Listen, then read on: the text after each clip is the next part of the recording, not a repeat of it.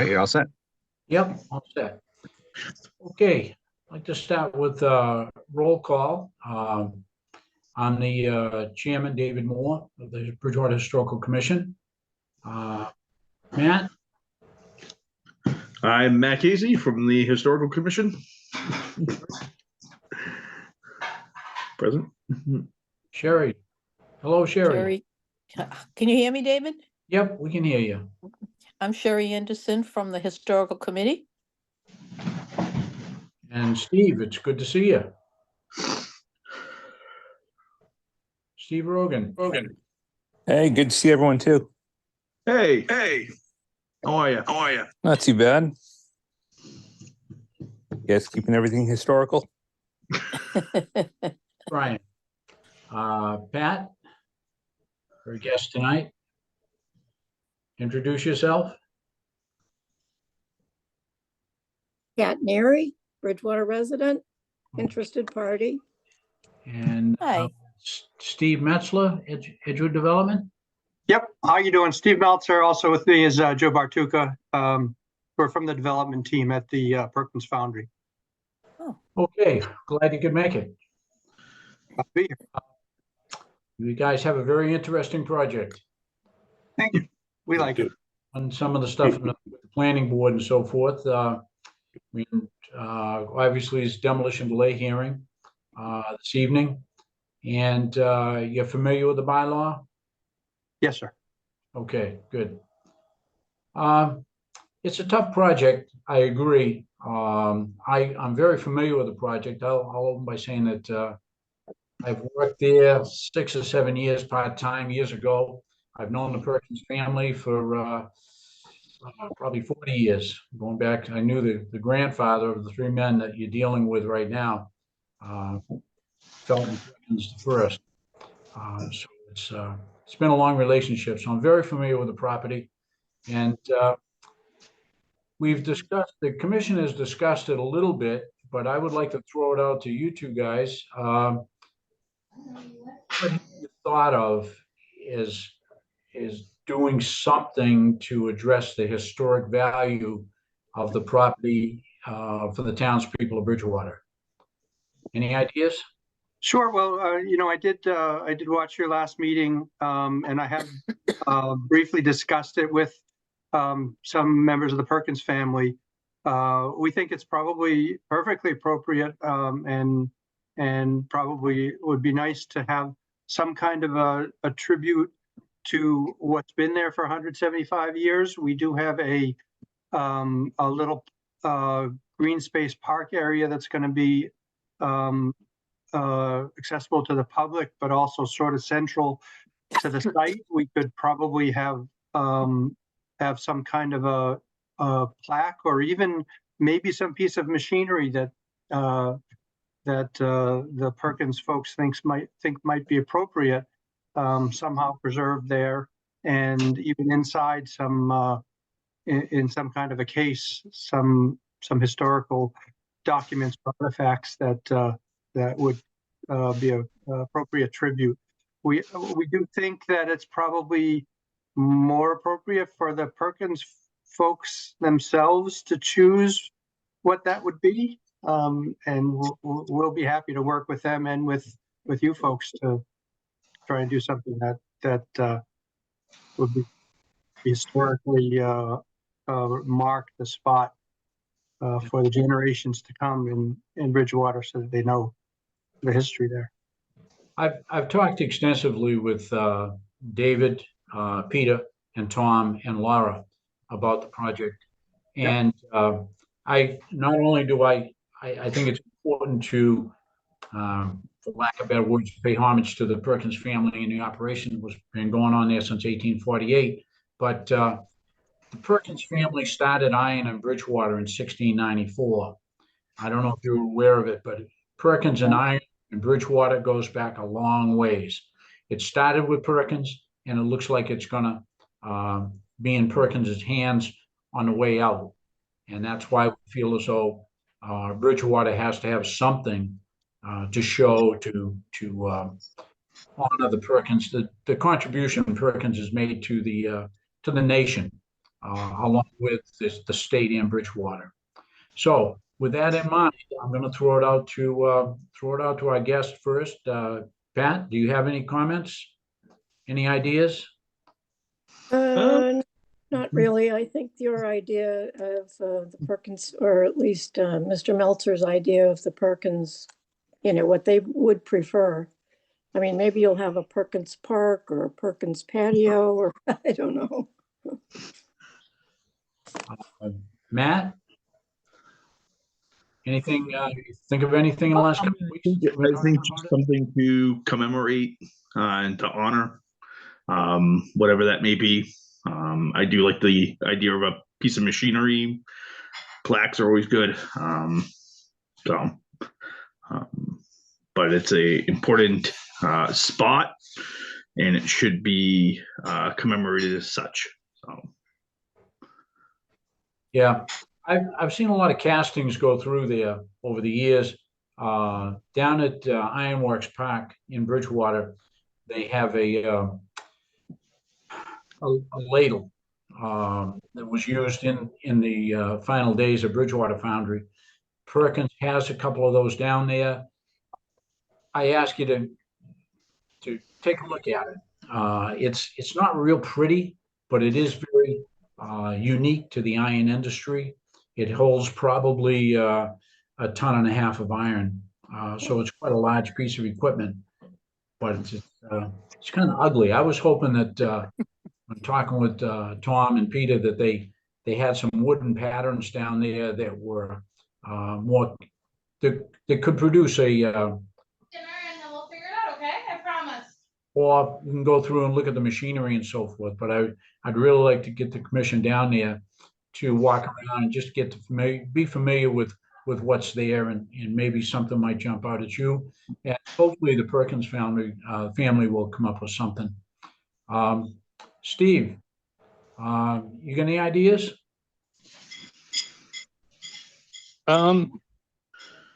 Is the foundry right now, have they ceased operations? No, they're still operating at this stage. Okay.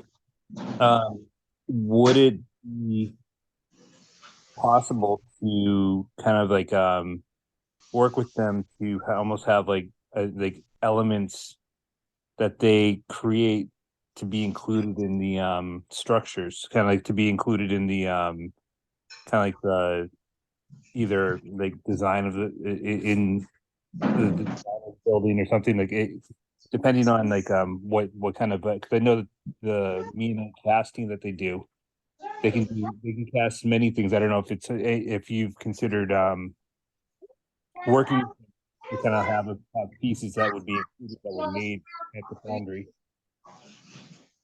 Yeah, I'm not sure from a construction standpoint that they build, that they cast things that are used in construction. I wouldn't say not really construction, but more like something that could be a decorative element. Sure. That like could be like maybe near like the entryways of like the apartment complex, or like in the building along Broad Street. Like if it's like it would almost be like a feature, or I mean something as simple as like something like a decorative thing going over an archway, and like the story behind it is this was made here. Yeah, that's an interesting idea. Certainly, we'll talk to the Perkins about that. Again, I don't even know their business well enough to know what they could do, or to presume as to what they would like to have representing them. Again, exactly. I know you. If I may, you did mention that you were going to kind of like honor them by working with them. Yes, so I think that might be a good conversation piece with them. Maybe they have an idea that like you and I aren't even thinking of right now. Yep. But I think if it was something like what's replacing the buildings in the foundry, if there were items that were created there, that could tie in the history. if I may give my Yes. opinion? Because I've Sure. done this in the past. You know, I'll build the building. I've built many historic buildings. So to Steve Meltzer's point at the park, in the past, we've made, say, 3-foot by 6-foot boards coming out of the ground with iron that they could make. And we get historic pictures from the seller or the current owner, and they're laminated into the board with the entire, you know, with the brief summary of the history of the business and how they started and what they do on a series of boards. Maybe there's 2 or 3 that could be in a radius, 3-foot by 6-foot laminated with pictures in the documentary. And then we've also put, you know, like you said, a piece of equipment or piece of something they've made behind it. So it's kind of an arch of history in this park. And I've done that several times. It's always come out very nicely. Yeah, whatever we come up with, I'd like it to be something that is low maintenance, something that's going to last a long time and not be a burden on you folks or the future owners or whatever. But just kind of a one-shot deal, something that's going to be there for quite a few years. Amen Sure. to that. Sherry's got her hand up there. I like the first woman's idea of a park. Now, the developer talked about having a green space. That would be an excellent place to put something that would recognize what the site is.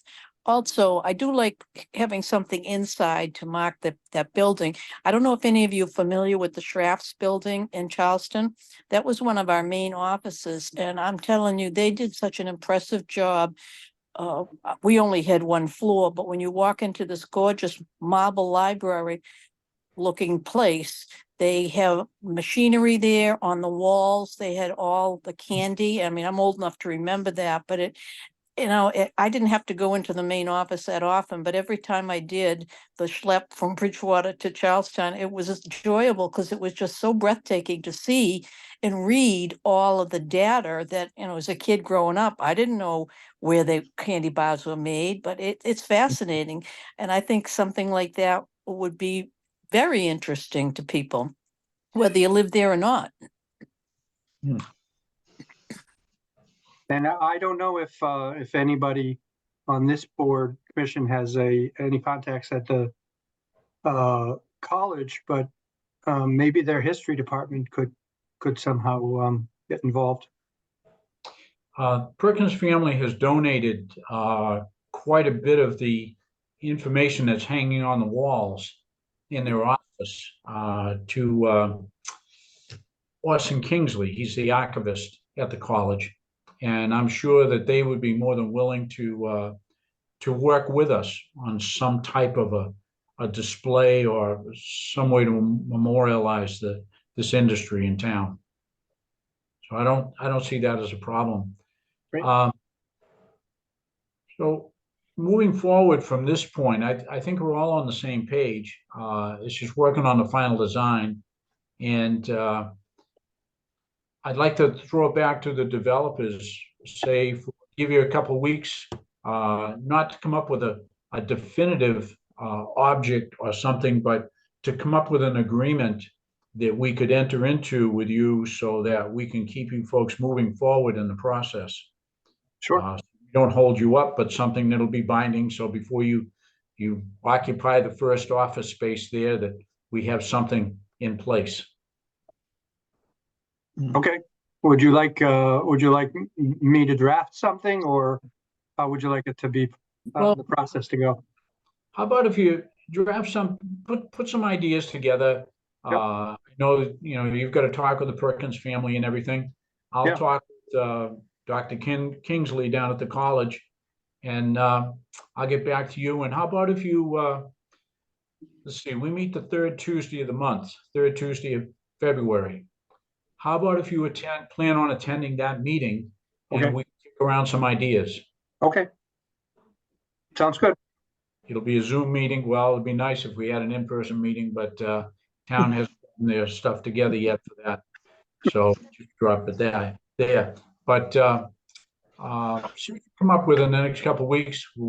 And in the meantime, I would like to get my commission members down there to walk through there and to see how amazing the process is, but also how heavily the historic buildings have been modified over the years, both mechanically with additions, blowing holes in walls, fires and everything else that's happened down there. So there's nothing really to save as far as the buildings go, but maybe they can get some ideas to provide some input to this memorial. Sounds good. As you say, it sounds like we're all on the same page on this. So I would, as far as visiting or touring, then I would work that directly with somebody in the Perkins family. We'd be happy to come with you, but I don't think it's necessary when you go down. I've talked to Tom a little bit about it, and with Peter. It seems to be they do most of their pouring early in the morning. They're usually done pouring by from the 8:30, 9:30 in the morning. So if we get down there, if my people want to see the pouring process, they've got to get there early. Otherwise, it's just going to be a tour of the facility. So, David, could I offer up two recommendations? sure. I know that recently with the McElwain School Apartments, when that was renovated, they worked and they had a sculpture made that was developed that talked about the history of the McElwains, but also just another place that you might want to look at for inspiration would be the Paul Revere Historical Site in Canton, because that was a foundry. I think that was a foundry that was turned into apartments, and like they may have some interesting ideas up there as well. That facility has been on my list to tour with my grandson, so this will give me the incentive to get up there soon and take a look at it. Any other comments?